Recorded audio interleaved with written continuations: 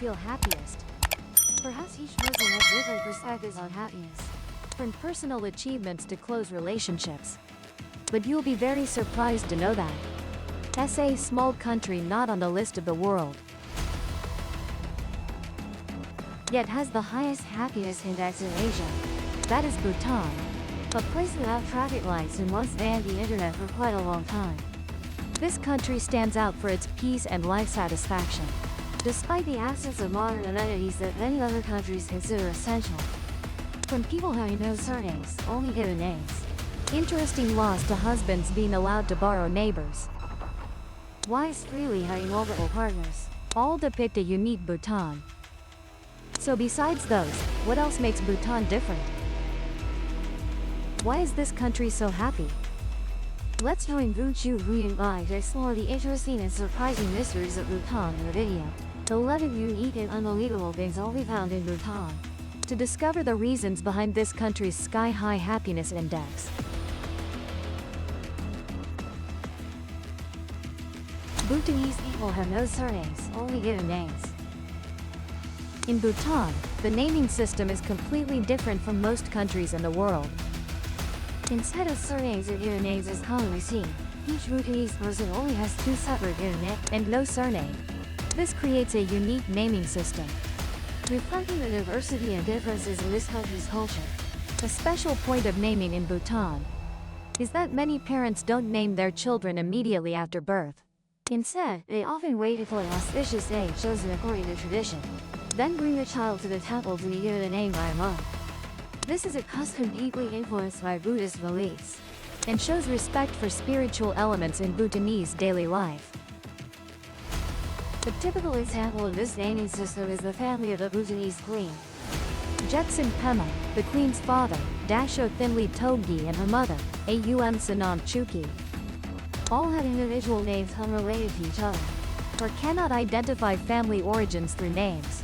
The queen's siblings also have different names, not forming a common surname system like in many other cultures. The absence of surnames not only reflects the uniqueness in Bhutan's cultural traditions, but also creates a clear contrast with other societies, where surnames are typically used to identify family origins. In Bhutan, each individual is identified by their given name, and that name usually carries a special meaning, associated with the naming day or deep spiritual significance. It can be said that in Bhutan, not having a surname is a unique cultural characteristic, and also a way to show respect for spiritual and local cultural traditions, while highlighting differences in perspectives on identity and family. But this isn't all. There are still countless other strange things here. And the next thing here, I'm sure will make you amazed. Bhutan, a small country nestled in the Himalayas, famous for its unique policies and absolute respect for environment and spirituality. One of the most notable aspects of Bhutan is its strict regulations on protecting animals, the environment, and public health, creating a clear picture of harmony between humans and nature. First, Bhutan imposed a strict ban on raising chickens, cows, and sheep for slaughter. For the people here, vegetarianism is an indispensable part of daily life. Since 80% of Bhutan's population follows Buddhism and considers it the state religion, Buddhism teaches that killing is unacceptable. And this is clearly reflected in national policy. Therefore, if Bhutanese people want to eat meat, they are only allowed to import it from India, where standards and regulations for animal slaughter are strictly controlled. Next, Bhutan also implemented a ban on importing chemical fertilizers to protect public health and the environment. The Bhutanese government encourages growing clean vegetables without spraying, and people can buy local vegetables without worrying about toxic chemical residues. Since 2016, Bhutan has banned the import of vegetables like chili peppers, beans, and cauliflower from India, due to the detection of high chemical residue. This has helped maintain food quality and ensure people's health. Few people know that Bhutan banned television and internet until 1999. When the first TV was introduced to Bhutan in June 1999, people in the capital Thimphu quickly became fascinated with the small screen, leading to changes in behavior. Television became an indispensable part of daily life as children played outside less. And a rare incident occurred when a student broke their arm after being thrown to the ground by a classmate. Like boxers on TV, proving the strong influence of television on social life. However, Bhutan also stands out as the first country in the world to completely ban the sale and smoking of tobacco since 2004. This law is strictly enforced with heavy penalties for violators. Shops are not allowed to sell cigarettes, and the price of a single cigarette on the black market can reach 30,000 Vietnamese dong. This policy has helped Bhutan become a country with the lowest smoking rate in the world, my friends. Therefore, Bhutan requires that at least 60% of the national territory must be covered by forest. Any illegal tree cutting is strictly dealt with, requiring the planting of 2 saplings for each tree cut down. This has helped Bhutan maintain low carbon emissions, contributing positively to global environmental protection. Finally, Bhutan also has special regulations on mountain climbing and traffic. Climbing peaks higher than 6,000 meters has been banned since 1994. And completely banned in 2003, hoping to protect valuable mountain areas. Notably, Bhutan does not use traffic lights. Instead, intersections have traffic controllers coordinating traffic. And warning signs often feature philosophical sayings to remind drivers to slow down and enjoy life. All these policies not only demonstrate respect for the environment and culture, but also reflect a commendable effort to maintain harmony and quality of life for the people of Bhutan. I wholeheartedly agree with these bans, especially the ban on selling and smoking tobacco. I agree. Bhutanese people eat chili peppers like vegetables. An interesting fact about Bhutanese people is their deep love for chili peppers. For Bhutanese people, chili peppers are not just a spice but an essential part of daily meals and are even considered a main vegetable. In front of every Bhutanese home, you'll see strings of dried chili peppers hanging year-round. Chili peppers appear in almost all dishes, in fried rice, soup, stews to mix vegetables. The reason Bhutanese consume so many chili peppers is known to combat the harsh cold of the Himalayan region where they live. The bitter cold in Bhutan has compelled people to use chili peppers as a natural way to keep their bodies warm. Chili peppers help warm the body from within and stimulate blood circulation, making them a great way to fight the cold. You might be surprised to know that chili is the most consumed vegetable in Bhutan compared to other food groups. Eating a lot of chili can make many people feel hot, both physically and mentally. We're not used to eating spicy food, you might feel like you. However, for the people of Bhutan, eating spicy is not just part of the cuisine but also an indispensable cultural element. It's also a way for them to adapt to the harsh weather.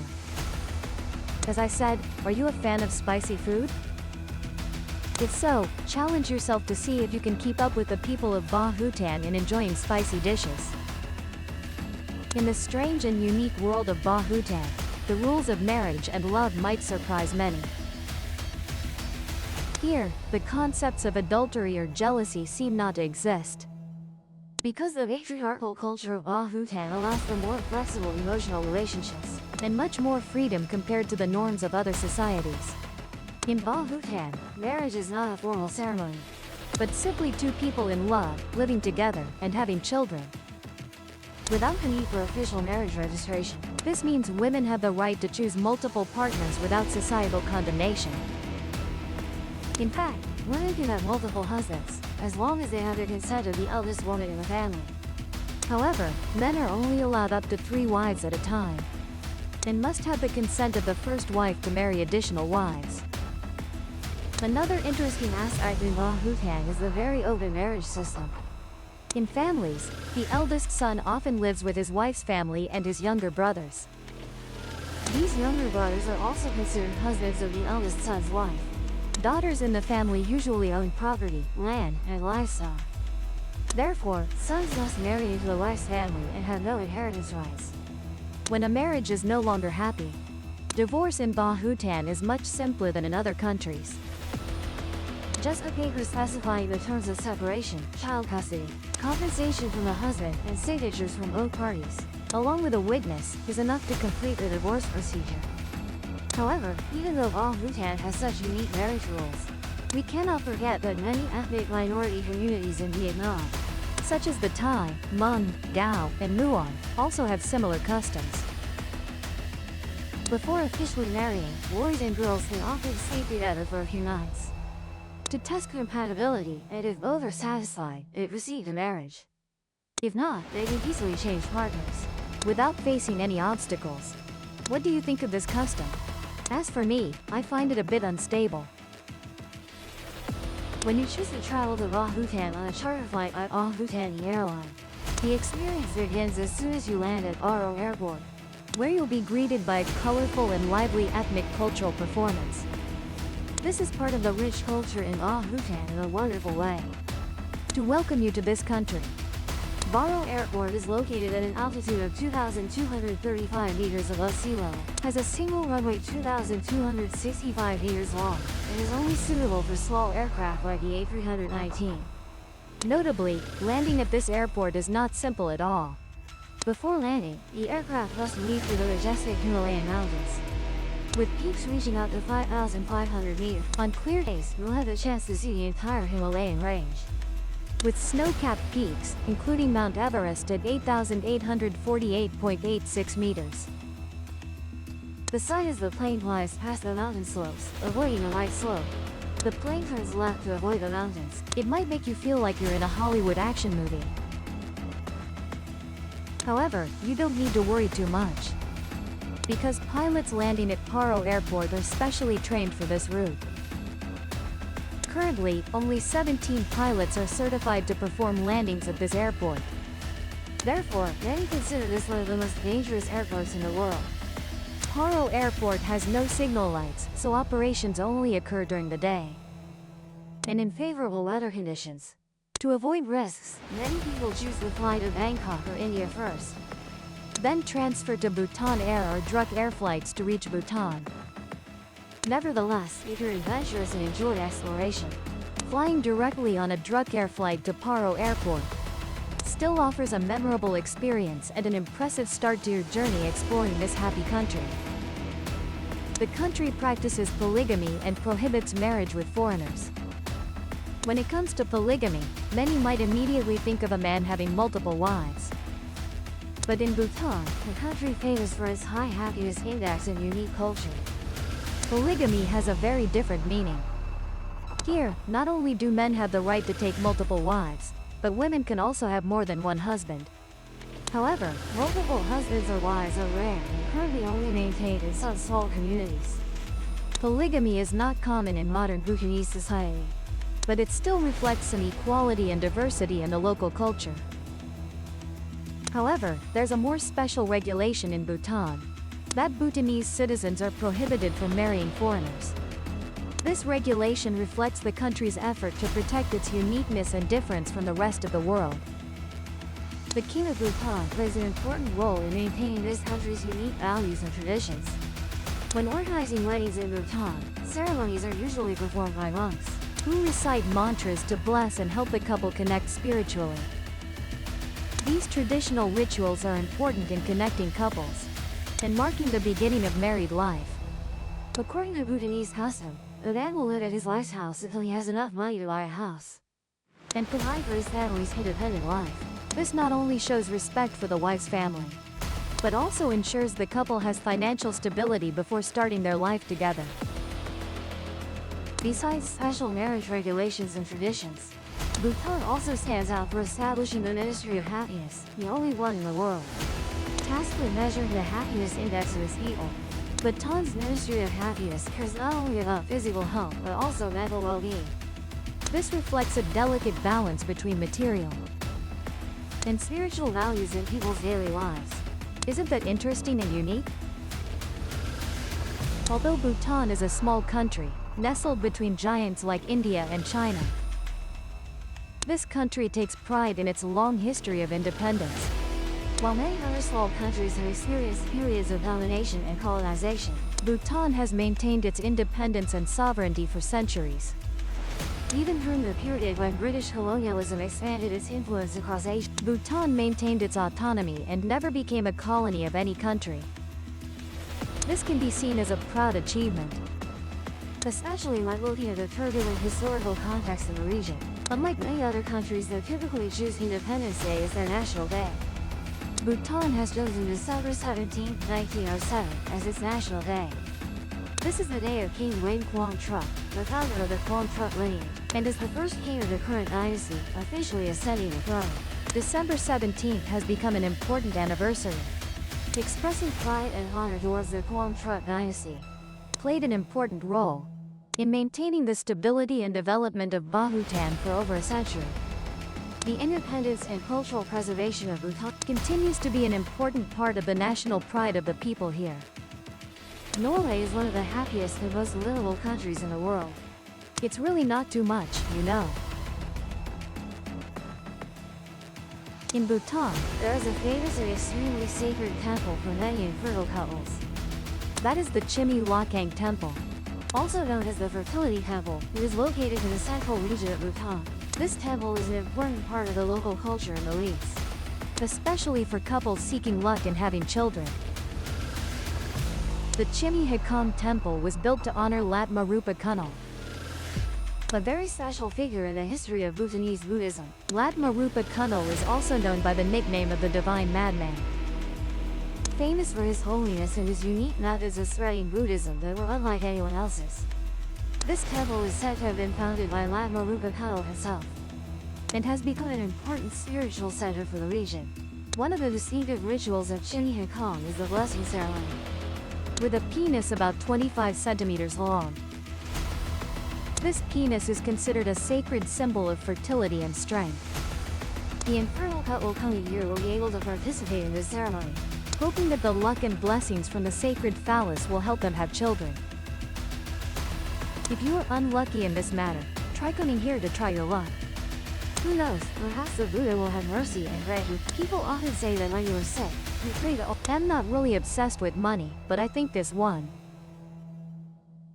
That's good to give it a try, ISN. The people are very proud of their local costumes. In Bhutan, traditional costumes are not just cultural symbols, but also an indispensable part of the daily life of the people here. Men in Bhutan wear a special type of clothing called do. This garment is shaped like a long piece of cloth wrapped around the body and waist. It forms a pouch-like area in the upper part. This allows men to store many small items from their mobile phones to the area. The ao dai is usually worn on formal occasions and large gatherings, but it is also everyday clothing in Bhutan women. Conversely, wearing a traditional dress called a kira. Kira is an ankle-length cloth, meticulously hand-woven from soft materials. It provides a comfortable and pleasant feeling. This outfit is usually made from fabrics with bright patterns and colors. Suitable for special occasions, the pattern and details follow the kira. They are often very sophisticated, reflecting the skill and refinement in the traditional weaving art of Bhutan. Unlike many countries, where traditional costumes are usually reserved for special occasions, in Bhutan, go and kira are attire for important events, as well as everyday clothing. The Bhutan people are required to wear traditional attire when going to school and on government holidays such as national festivals. Although there is this regulation, the people of Bhutan often do not regard it as a strict rule, but rather as a natural part of their daily lives. The black-necked crane, the only crane species living in high mountains, is considered a sacred bird in the Buddhist kingdom of Bhutan. Specifically, the Black-necked Crane Festival is held annually, taking place on a hill overlooking the valley. Phobjika, Gangti Gademba is one of the Buddhist monastic institutions, belonging to the oldest and largest Mingmapa lineage in Bhutan. Every year in November, children, farmers, and local monks gather in the courtyard of the monastery to welcome the arrival of some distinguished guests. The black-necked crane, one of the rarest crane species in the world, several hundred migrate here each year. The Black-necked Crane Festival, starting from 1998, each year attracts more and more pilgrims from various places to this secluded valley, generating valuable income for the local people. The event held at Dangti Nyamba is an opportunity for the people of Bhutan to welcome the arrival of the crane species, showcase their cultural heritage through folk dances and songs, with masked dancers, while also raising awareness about conservation issues. For visitors, this is the opportunity to experience one of the most famous festivals of the Buddhist kingdom of Bhutan. The black-necked crane is revered as a symbol of longevity. The distinctive features of this sacred bird include its red crown-like head, jet black neck, and wingspan exceeding 2 meters. The black-necked crane is a major inspiration for Bhutan's folk stories and songs. Depicted on the walls of the monastic institutions of the neighborhood in the Fajiko Valley, the people greatly respect and protect this migratory bird. It is also believed that their presence brings bountiful harvests and prosperous life. One of my favorite facts about the Buddhist kingdom of Bhutan is the concept of wisdom for living happily. The people of the Buddhist kingdom of Bhutan are among the most content in Asia and the world. Although this kingdom is not the happiest territory in the world due to many parameters considered in ranking calculations, this Buddhist kingdom of Bhutan is globally known for its unique measure to assess national development, the Gross National Happiness (GNH) Index. Compared to the conventional gross domestic product, the Gross National Happiness Index is not just a symbolic term, but a unique concept because gross national happiness is a collection of conditions, common factors for achieving a perfect life. The Buddhist kingdom of Bhutan places great importance on national happiness, valuing GNH more than GDP, which reflects the balance between material needs and the spiritual needs of all citizens. The Constitution of Bhutan emphasizes GNH in its 4 pillars: environmental conservation, social development, cultural preservation, and good governance. We focus on protecting social culture, healthcare, health, ecology, and the environment. If you are considered successful in the Buddhist kingdom of Bhutan, your success is not determined by material basis, the amount of assets, but by your level of happiness. Dear friends, nestled beside the majestic Himalayan range, the peaceful kingdom of Bhutan remains quite unfamiliar to many, yet gathers the happiest aspects of the moral world. Coming to Bhutan means coming to a mysterious yet equally fascinating paradise. All of the above is just a small part of Bhutan. Therefore, if you love and are interested in this country, please subscribe to the Enigmatic Echoes channel to continue exploring where the universe reveals mysteries in the upcoming parts. For now, goodbye and see you again.